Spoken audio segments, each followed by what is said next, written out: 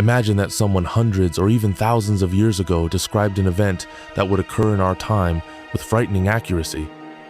They couldn't have known it, they couldn't have seen it, but somehow they predicted it. Coincidence? Luck? Or something more? Welcome to the wonderful world of ancient prophecies and predictions. I will show you 5 historical texts that predicted the future with such astonishing accuracy that it makes you wonder about the limits of human cognition. Before we begin, it's important to realize we're not talking about the supernatural. Thousands of predictions are made every year, and most of them are forgotten. We only remember the ones that come true. It's called survivor bias. And yet, some prophecies are so amazing that even the most convinced skeptics stop in amazement. Today we're going to look at not just random guesses, but detailed descriptions of events made long before they happened, from the enigmatic Nostradamus predicting a great conflagration, to the astonishingly accurate details of the moon mission in Jules Verne's novel, written 100 years before the actual Apollo mission. What you will see next will make you question whether we really understand the nature of time and knowledge. Ready to take this journey through some of the most amazing predictions in history?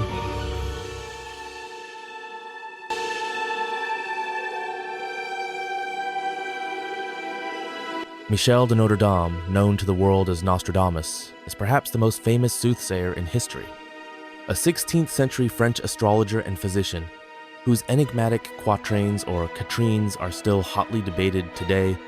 In his Century II, Quatrain 51, written around 1555, Nostradamus left lines like these: "The blood of the righteous will claim London, burned by fire at 3 times 20 and 6. An ancient lady will fall from a high place.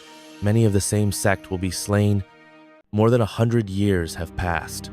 On the 2nd of September 1666, a date in which many saw the encrypted 3 times 20 and 6s. 20 plus 20 plus 20 plus 6 equals 66. One of the most devastating fires in the city's history began in London. The Great Fire of London began in a bakery on Pudding Lane and quickly spread through the city, which was dominated by wooden buildings. The fire raged for 4 days, destroying more than 13,000 homes, 87 churches, and most of the city's government buildings. The ancient lady shall fall from her high place. Many interpreters link this line to the collapse of London's main cathedral, St. Paul's Cathedral, whose stone spire collapsed in a fire. And many of the same sect shall be slain may refer to the Protestants whose churches were destroyed. An eyewitness to the events, Samuel Pepys, wrote in his diary, "The city is on fire, all on fire, terrifying bloody flames, the worst fire ever seen." His words strangely echo Nostradamus's phrase about the blood of the righteous. Coincidence or foresight? Critics point to the vagueness of Nostradamus's wording. However, the defenders of the theory note 3 coincidences: the name of the city, the coded year 1666, and the fall of the ancient lady, the cathedral. Interestingly, Nostradamus, who never visited England, pointed specifically to London. In any case, this prediction has gone down in history as one of Nostradamus's most famous hits, but there are more amazing prophecies to come. Story number 4. Let's travel to the jungles of Central America, where one of the most advanced ancient civilizations flourished. The Mayans created an incredibly complex calendar system that was far ahead of its time. It's so accurate that it still amazes modern scientists today. The Mayan calendar consisted of several cycles: the Zolkin, a 260-day ritual calendar, the Hab, a 365-day solar calendar, and the long count, a system for counting long periods of time. It is the long count that is divided into cycles called baktuns, each lasting about 394 years. According to the Mayan system of calculation, the 21st of December 2012 was supposed to be the end of the 13th baktun, a huge cycle that began around 3114 BCE. The media and Hollywood turned this event into a prediction of the end of the world. What did the Mayans predict? In their texts, they did mention the end date of the 13th baktun, but they did not speak of the end of the world, only of the end of one great cycle and the beginning of a new one. The Mayans saw this as an important cosmic milestone.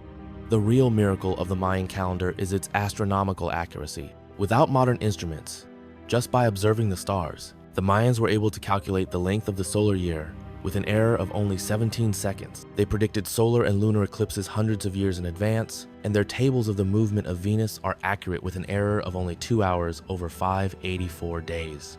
The Temple of Kukulkan at Chichen Itza is living proof of their astronomical knowledge. Twice a year, during the spring and autumn equinoxes, the play of light and shadow creates the illusion of a descending serpent on the temple staircase. This requires incredibly precise positioning of the building and an understanding of the movement of the sun. So, the world did not end on the 21st of December, 2012. But the fact remains, a civilization that existed more than 2,000 years ago created a calendar system of such precision that we still marvel at it. They did not predict the end of the world, but only the date of the change of eras. And in this prediction, they were absolutely accurate. The cycle really did end on the very day that they calculated thousands of years ago. Perhaps the most important lesson of the Mayan calendar is not mystical prophecies, but that ancient civilizations had much deeper scientific knowledge than we are accustomed to thinking. But were other ancient predictors as accurate? Episode 3. Leonardo da Vinci is a genius who lived 400 years before his time. An artist, scientist, inventor whose drawings make you wonder, was he a mere mortal or a true visionary? In an era when people did not even dream of flying, Da Vinci created detailed drawings of flying machines. His ornithopter was a machine that was supposed to fly by, flapping its wings like a bird. A helicopter that is virtually indistinguishable from modern designs. And the parachute is a rescue device 500 years before the first real jump. Da Vinci didn't just draw. He made precise mathematical calculations, studied the anatomy of birds, and understood the principles of aerodynamics. He wrote in mirror writing, perhaps to protect his brilliant ideas from the misunderstanding of his contemporaries. In 1485, Da Vinci drew a pyramidal parachute made of linen fabric. 300 years later, in 1783, the French inventor Louis-Sébastien Lenormand became the first person in history to jump with a parachute, practically according to Da Vinci's drawings.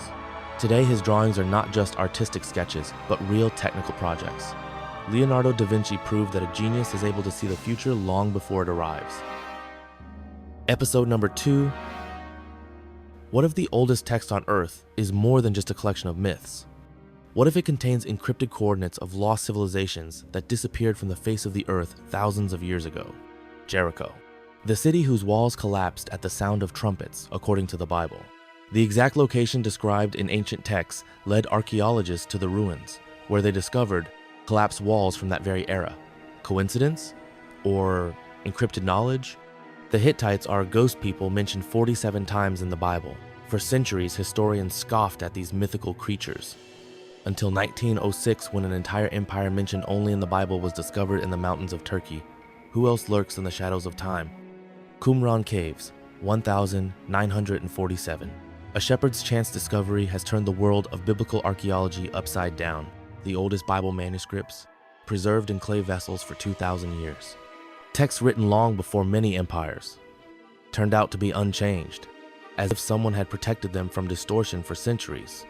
Babylon, Nineveh, legendary cities whose existence was confirmed only in the 19th century. Excavations revealed not just ruins, but civilizations that exactly matched the biblical descriptions. Their history was written down thousands of years before the world knew of their existence. How did ancient authors know about cities buried under the sands of time? Why are their descriptions more accurate than scientific assumptions? How many more secrets are hidden in the texts that we have been reading for centuries without noticing the code hidden in them? Perhaps the greatest discoveries await those who learn to read the oldest book of mankind in a new way. Finally, the first episode, 1865. A century before the first lunar mission, Jules Verne writes a novel that will later make NASA scientists ask, how could a 19th century man know something that had not yet happened? In the novel From the Earth to the Moon, Verne describes an aluminum projectile ship with a diameter of 3.65 meters. Exactly 104 years later, the Apollo 11 command module, also made of aluminum alloy, had a diameter of 3.9 meters. Coincidence or providence? Verne chooses Florida for the launch, citing its proximity to the equator. He specifies a point located only 137 kilometers from the future Cape Canaveral, from where NASA will launch Apollo 11 a century later. The writer calculates this without computers or modern maps. 3. That's how many heroes Jules Verne sends to the moon. A century later, there will also be 3 astronauts in Apollo 11, and this is not the only coincidence. In the novel, the crew takes a dog with them. NASA also planned to send a dog on the lunar mission, but later abandoned this idea. The final point is the return to Earth. Verne describes the capsule splashing down in the Pacific Ocean, predicting the system that NASA engineers would choose on their own. The Apollo 11 spacecraft splashes down in the Pacific Ocean, exactly as the writer predicted 100 years ago. How was Verne able to foresee these details? Skeptics point to coincidences, but his method may be the key. The writer consulted mathematician Henri Garcés, who helped him with his calculations. Verne called his genre scientific novels.